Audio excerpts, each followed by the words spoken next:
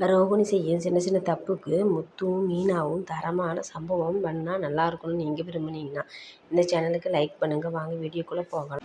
ரோகிணி தான் கடையிலேருந்துவே பணத்தை எடுத்துகிட்டு ராஜாராணி மேலே பழி போட்டதும் இல்லாமல் அவங்க பணம் கேட்க வந்த ஒளியும் மிரட்டிக்கிட்டு இருப்பாங்க. அவங்க ஆனால் பழி போட்ட தப்பு தானே. அதனால் அவங்க நம்ம மேலே பொய்யான புகார் கொடுத்ததுக்கு நம்ம அவங்களை பழி வாங்கி ஆகணும். அவங்க வக்கீல் மூலிமா பணத்தை கேட்டுக்கிட்டு டார்ச்சர் பண்ணுறாங்க. இப்பொழுதைக்கு மாத தவணையாக 1 லட்சம் வாங்கிட்டு போனதும் இல்லாமல் அடுத்தது டிவியும் ஃப்ரிட்ஜும் வேணும் அப்படின்னு சொல்லிட்டு கேட்க வர்றாங்க. அதுக்கு மனோஜ் கொடுக்க முடியாது, பண்ணுறதை பண்ணுனா நான் இல்லை, நான் போய் போலீஸ் கேஸ் கொடுப்பேன் அப்படின்னு சொன்னோடனே பயந்துக்கிட்டு ரோகிணி நம்ம எப்படி இருந்தாலும் போலீஸ்க்கு போனால் நம்மளை தான் போயிடுத்தவங்க தெரிஞ்சிடும்னு சொல்லி வேணான்னு சொல்லி பணத்தை கொடுக்க சொல்லிடுறா.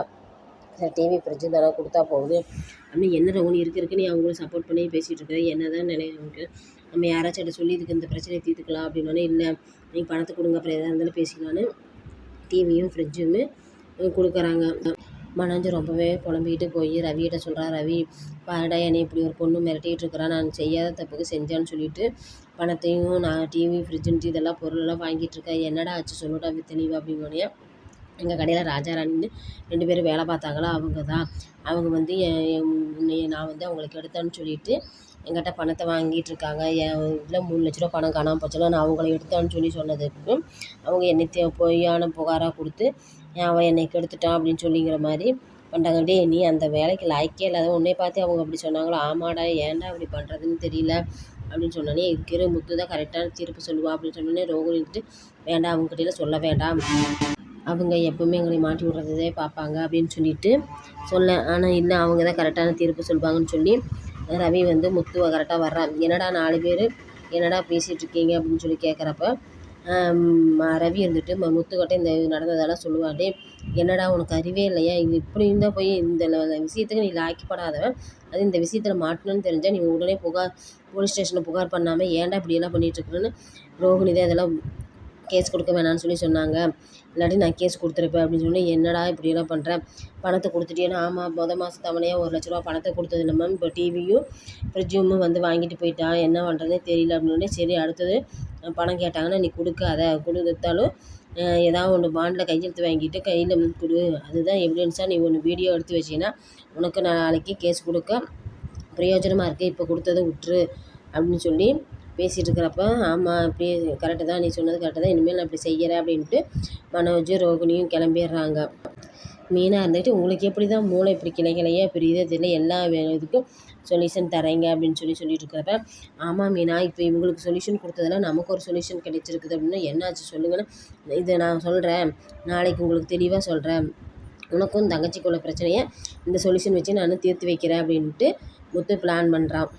சீதா தன் புருஷன் நல்லவனே கிடையாது, ஆனால் இருந்தாலும் தன் புருஷனுக்காக அக்காவையும் எடுத்தறிஞ்சு பேசி அவங்க மாமாவையும் எடுத்தறிஞ்சு பேசிடுறா. ஏன்னா சத்யா அவங்க அம்மா எல்லோரும் சேர்ந்துட்டு சீதாவை கன்வின்ஸ் பண்ணுறாங்க, அவங்க அண்ணன் அவங்க வீட்டுக்காரர் தப்பு செய்கிறாரு, ஆனால் உங்கள் மாமா இவங்கள யாருமே தப்பு செய்யாதவங்க, அவங்க என்றைக்குமே நேர்மைக்காகவும் இருக்கிறவங்க, நீ அவங்க பேச்சை கேட்டுட்டு உங்கள் அக்காவை திட்டிகிட்டு இருக்காத, உங்கள் அக்கா கூட சமாதானமாக ஆகுன்னு சொன்னோடனே இல்லை நீ ஏம்மா உங்கள் வயிற்றில் நானும் பிறந்ததானே, நீ ஏம்மா இப்படியெல்லாம் பண்ணுற, உங்கள் அக்காவுக்கு ஒரு இதாகவும் எனக்கு ஒரு இதாகவும் பேசுகிறேன், அக்காவுக்கு சப்போர்ட் பண்ணி பேசுகிறேன் அப்படின்னு சொல்லிட்டு சீதா கோவிச்சுக்கிட்டு யாரோடையும் பேசாமல் கிளம்பிடுறா.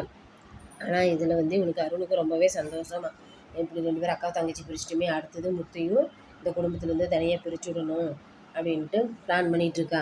ஆனால் முத்து இருந்துக்கிட்டு என்ன தான் நடக்குது, நான் சீதாவுக்காக எல்லாமே பொறுமையாக போக போக இவன் ரொம்ப ஓவராக ஆடுறானே, இவனோட இதை கொட்டத்தை அடக்கியே ஆகும்னு சொல்லிட்டு இருக்கிறப்ப ஆனால் சீதாவும் 2 பேர் சண்டை வந்ததுனால மீனாவுக்கு அதை நினச்சி காய்ச்சலே வந்துருச்சு.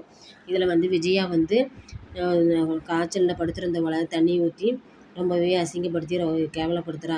அண்ணாமலை அந்த கேவலத்தை தாங்க முடியாமல் எதுக்கடி அவள் எப்படி கொடுமைப்படுத்துகிறா, அவள் எதிர்த்து நின்னாலும் நீ தாங்கவே மாட்டேன், அவள் எந்த ஒரு விஷயத்துக்கும் பெரியவங்களை மதிப்பு கொடுத்து மரியாதை கொடுத்து இருக்கிறதுனால நீ ரொம்பவே அவளை இது பண்ணுற. இதே தப்பு சுருதி செஞ்சால் நீ சும்மா இருப்பியா, இல்லை ரோகிணி இதே பணக்கார மருமகளாக இருந்து ரோகிணி செஞ்சால் நீ கம்முன்னு இருப்பியா, நான் கூட்டிகிட்டு வந்த மருமகளை நீ அசிங்கப்படுத்துறது எனக்கு ரொம்பவே பிடிக்கல, இது பசங்க பிள்ளைங்க இருந்ததுனால நான் உன்னை கை நீட்டினதோட விட்டுட்டேன், இல்லை அவங்களாம் யாருமே இல்லைன்னா அடிச்சே போட்டிருப்பேன், நீ உன் மரியாதைக்கு எடுத்துக்காத, நீ ஒழுக்கமாக இருக்கிற வழி பாரு, எல்லாத்துக்கும் மதிப்பு மரியாதை கொடுத்து நீ வாழப்பாரு, பணக்காரங்க ஏழைங்க நல்லா நினைக்காத. ஆனால் மீனா எவ்வளவோ நல்லவ அப்படின்னு சொல்லிட்டு அட்வைஸ் பண்ணிகிட்ருக்காரு அண்ணாமலை. முத்து சீதாட்ட போய், சீதா நீ வந்து உங்கள் வீட்டுக்காரரை ரொம்பவே நம்புகிறேன், ஆனால் உங்கள் வீட்டுக்காரர் உன்னையும் உங்கள் அக்காவை பிரிக்கிறதுலையும் உங்கள் குடும்பத்துலேருந்து என்னையும் பிரிக்கிறதுலையும் ஒரு இதாக இருக்கார். நான் கண்டிப்பாக நீ கல்யாணம் பண்ணி அன்னையிலேருந்து உங்கள் வீட்டுக்காரரை நான் நினைக்கிறதே இல்லை. நீ நல்லா இருந்தாவே போதும்னு நினச்சிட்டு நான் வாழ்ந்துட்டுருக்குறேன். ஆனால் நீ வந்து அவன் பேச்சை கேட்டுக்கிட்டு உங்கள் அக்காவோட சண்டை பண்ணிவிட்டு உங்கள் அக்கா உன்னால் காய்ச்சல் வந்து படுத்து கிடக்குறா, அது தெரியுமா அப்படின்னு. அக்காவுக்கு என்னாச்சு இப்போ பாரு, அக்காவுக்கு ஒன்றுனா பதட்டம் படுற பார்த்தியா, அதுதான் அவன் பாசங்கிறது. அவன் பாசத்தை வந்து விலைக்கு வாங்க பார்க்குறான். நீ வந்து அதுக்கு அடிமையாயிராத. நான் சொல்கிறது மட்டும் நீ தெளிவாக கேளு. மாமா மேலே நம்பிக்கை இருந்துச்சுன்னா நீ என் கார் ஏறி வா, நான் உங்கள் காரவே கூட்டிகிட்டு வரேன். அருண் எப்படியாப்பட்டவனும் நான் நிரூபித்து காட்டுறேன்னு சொல்லிட்டு கூட்டிகிட்டு போகிறேன். கூட்டிகிட்டு போய் அவங்க 2 பேர்த்தையும் காருக்குள்ளே உட்கார வச்சுட்டு ஃபோனை ஆன் பண்ணி விட்டுட்டு அருணுக்கிட்ட பேசுகிறேன். அருண் வந்து தானே செஞ்ச தப்பு எல்லாத்தையும் ஒத்துக்கிறான். நீ வந்து அடிக்க ஆள் அனுப்புனேன்னு தெரியும். அவங்க 2 பேர்த்தையும் அக்கா தங்கச்சி பிரித்து ஆகணும். அடுத்தது மீனாவுக்கு குடும்பத்துலேருந்து உன்னை பிரித்து ஆகணுங்கிற இதில் தான் நான் உன்னை இப்போ பண்ணேன். அதையும் சீதா நம்பிக்கிட்டு அவங்க அக்கா கூட சண்டை இழுத்துக்கிட்டு இப்போ பேசாமல் இருக்கிறா. எவ்வளவோ சந்தோஷமாக இருக்குது எனக்கு. இன்னும் கொஞ்சம் நாள் பாரு, உன்னையும் அந்த குடும்பத்துலேருந்து விட்டு பிரிய விடுறேன்னா இல்லையா மட்டும் பாருன்னு சவால் விட்டானியா. அதை கேட்டுறா சீதா. சரி, நான் அடிக்க அப்போ ஆளை அனுப்பவே இல்லை, ஆனால் நீ அடிக்க ஆள் அனுப்பிச்சோன்னு சொல்லி நீ சீதா கிட்ட சொன்னேன்.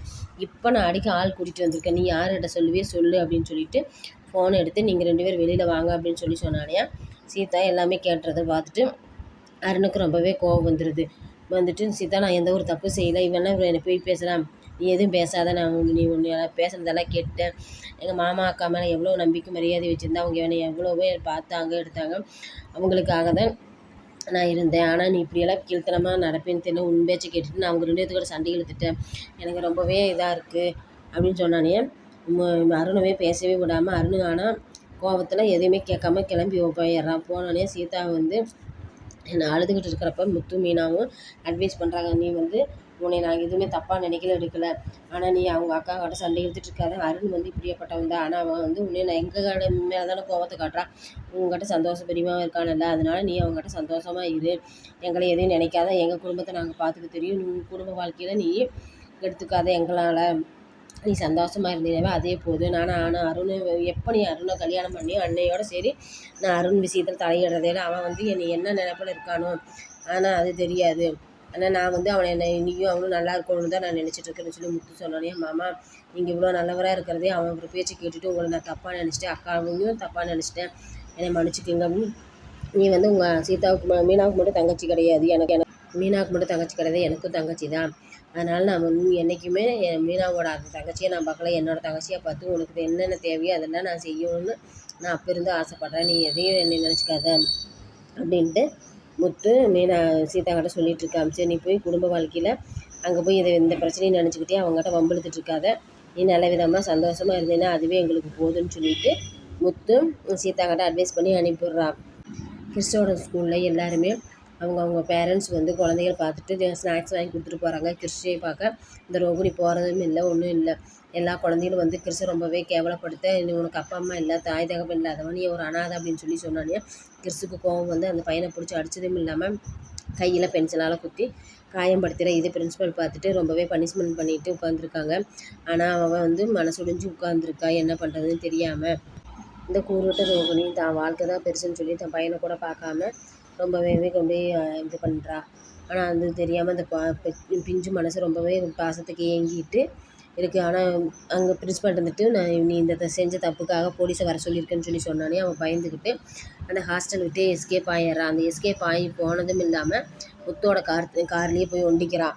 ஆனால் இந்த கூறுகிட்ட அருண் இன்னுமே திருந்தாமல் எப்படியாச்சும் ரோகிணியை முத்தை பழி வாங்கி ஆகணுங்கிற எண்ணத்தில் இருக்கிறவன் காரில் வந்து பிள்ளைகளை கடத்திட்டு போகிறான்னு சொல்லி பொய் கேஸு போட்டு முத்து உள்ளே தள்ளுறான். ஆனால் வந்து இதையும் நான் தப்பு செய்யலைன்னு சொல்லிட்டு முத்து நிரூபித்து அருண் வந்து முத்து மேலே எப்போவுமே தேவையில்லாமல் பழி போட்டுக்கிட்டே இருக்கிறான். இந்த தடவை பழி போடுறதில் கண்டிப்பாக இந்த வேலையை விட்டு தூக்கிடுவாங்க, அருணை போலீஸ் வந்து டிஸ்மிஸ் பண்ணிடுவாங்க அப்படின்னு சொல்லி நீங்கள் விரும்புனீங்கன்னா இந்த சேனலுக்கு லைக் பண்ணுங்கள், சப்ஸ்கிரைப் பண்ணுங்கள்.